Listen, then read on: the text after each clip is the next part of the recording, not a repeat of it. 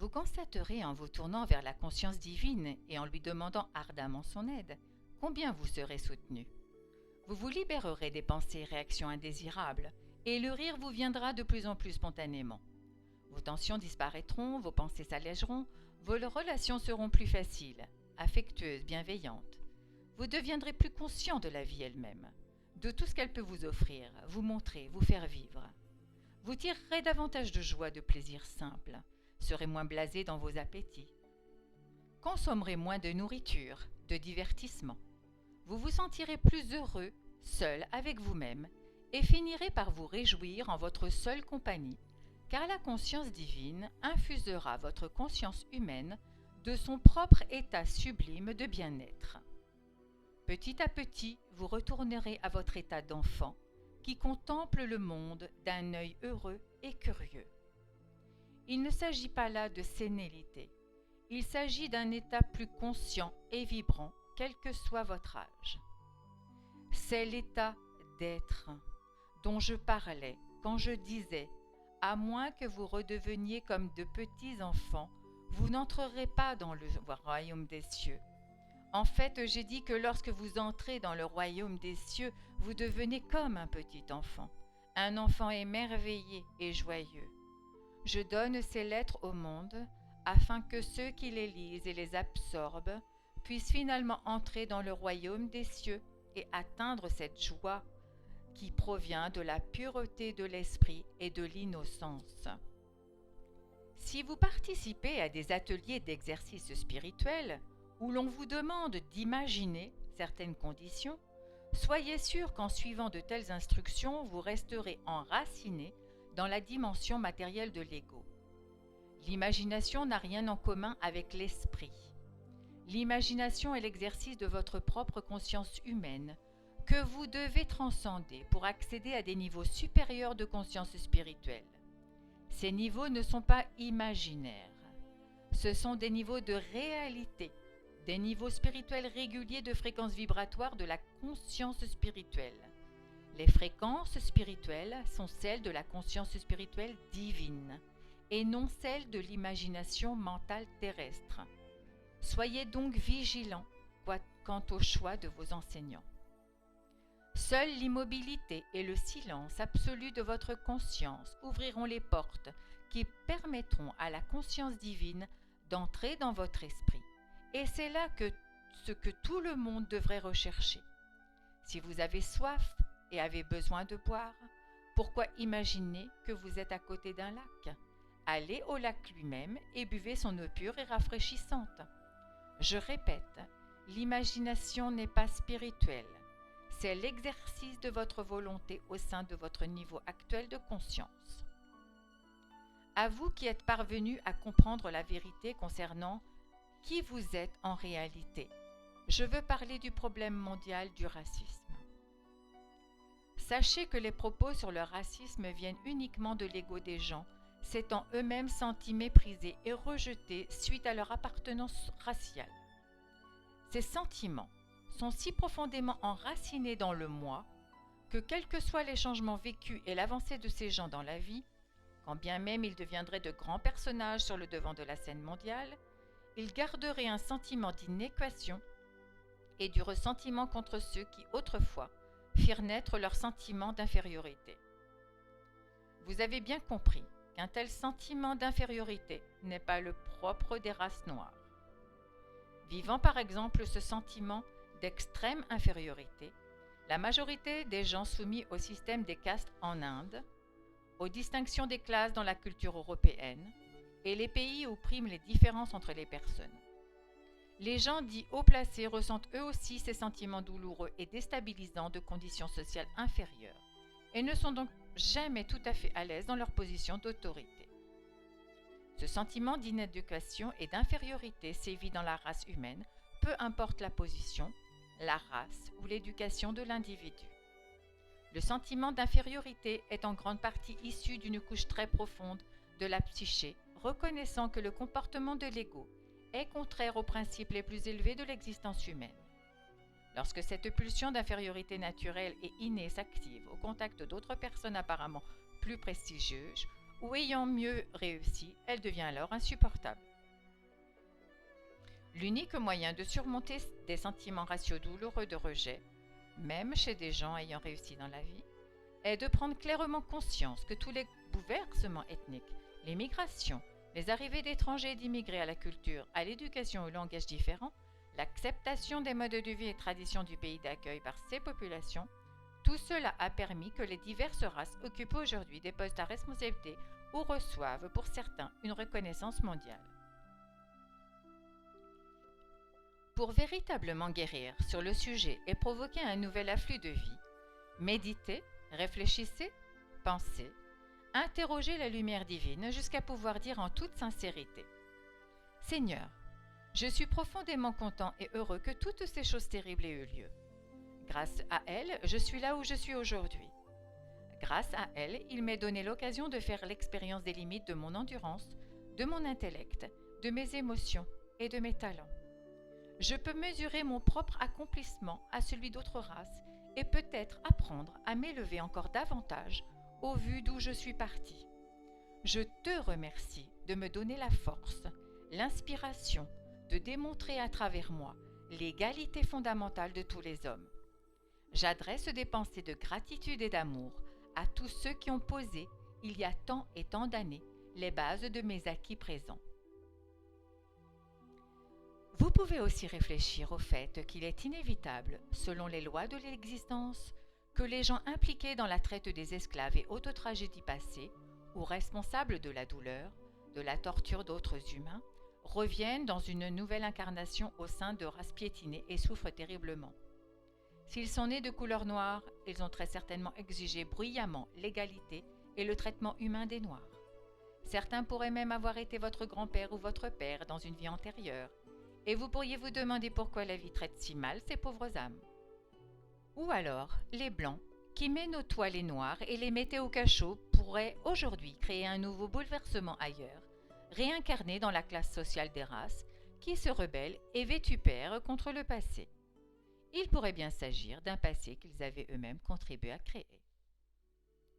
C'est un fait que les gens se réincarnent dans diverses couches de la société, diverses races, afin que l'âme apprenne quelques leçons utiles au cours de son odyssée vers la conscience christique.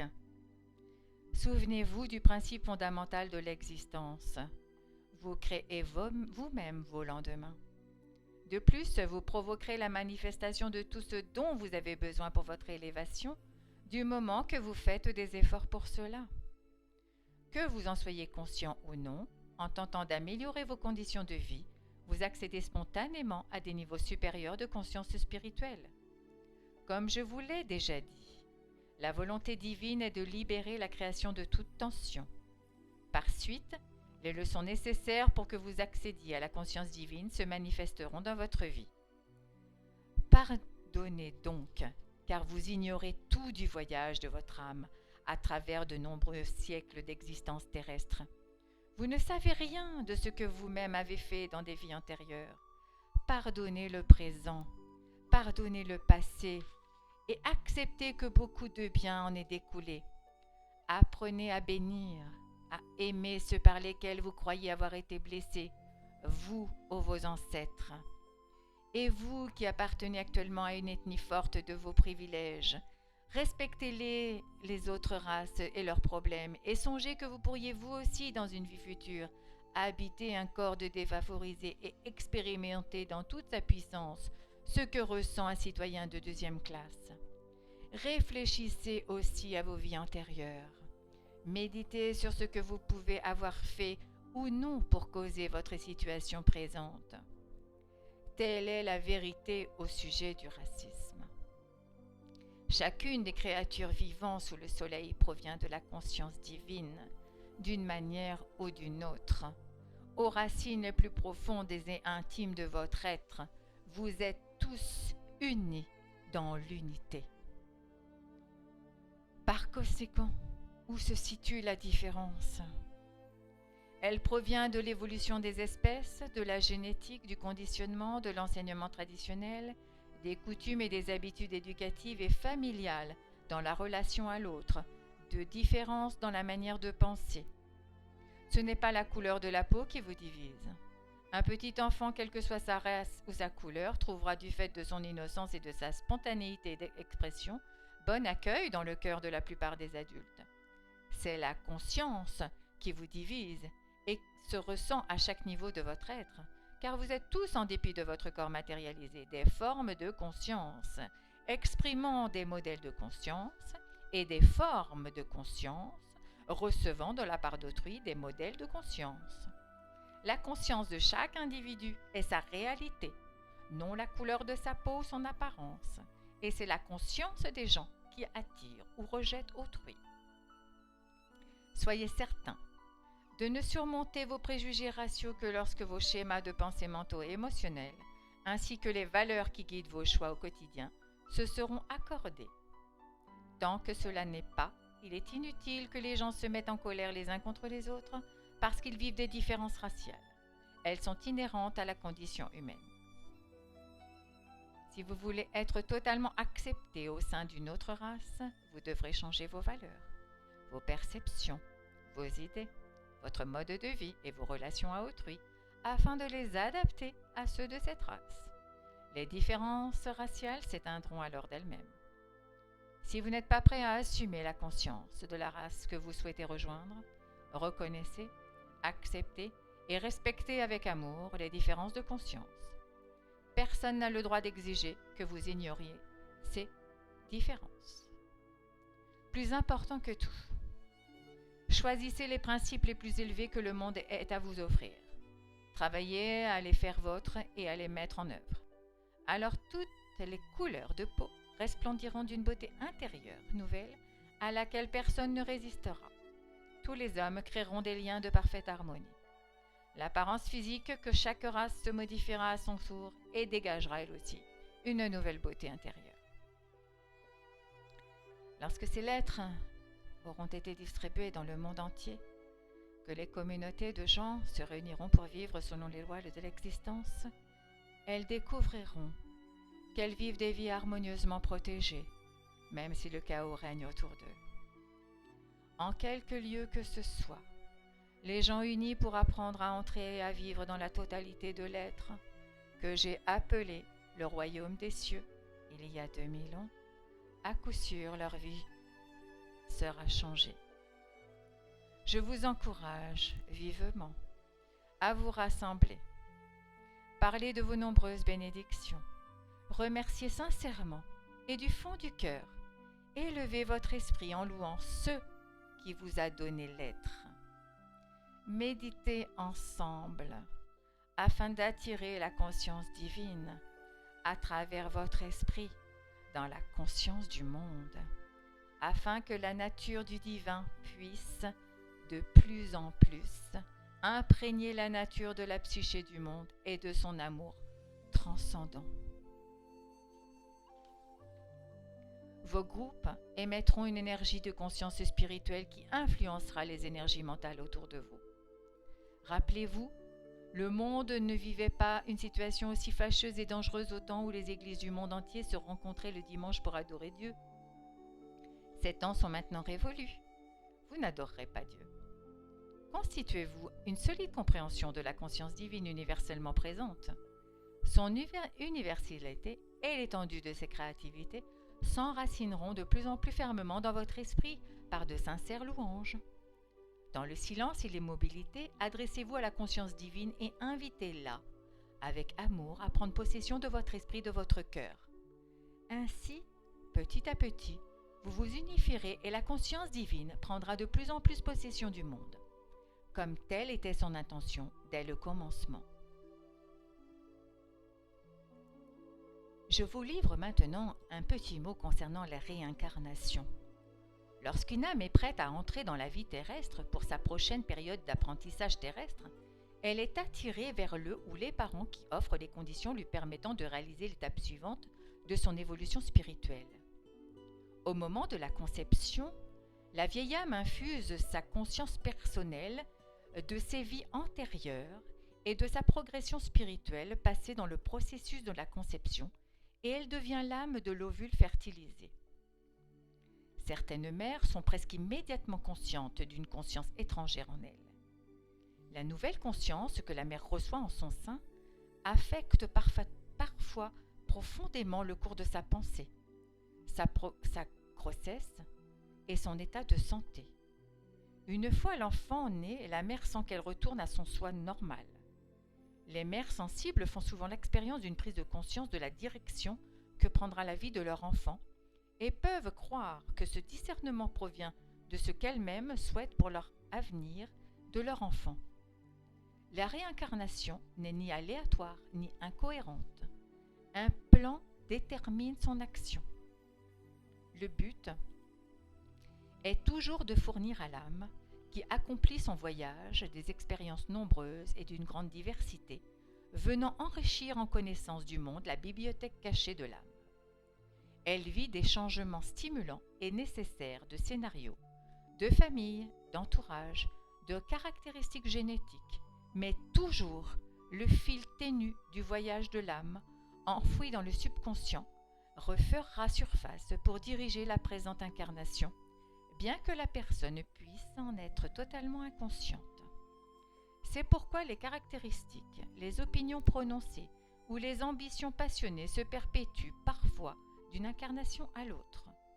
Les ambitions formulées au cours d'une incarnation peuvent ne se manifester avec succès que dans l'incarnation suivante et dans des conditions entièrement différentes. Dans de tels cas, l'âme devra attendre que l'état du monde favorise le succès de ses ambitions cachées pour renaître. Imaginez maintenant une âme plongeant dans un bassin de teinture rouge.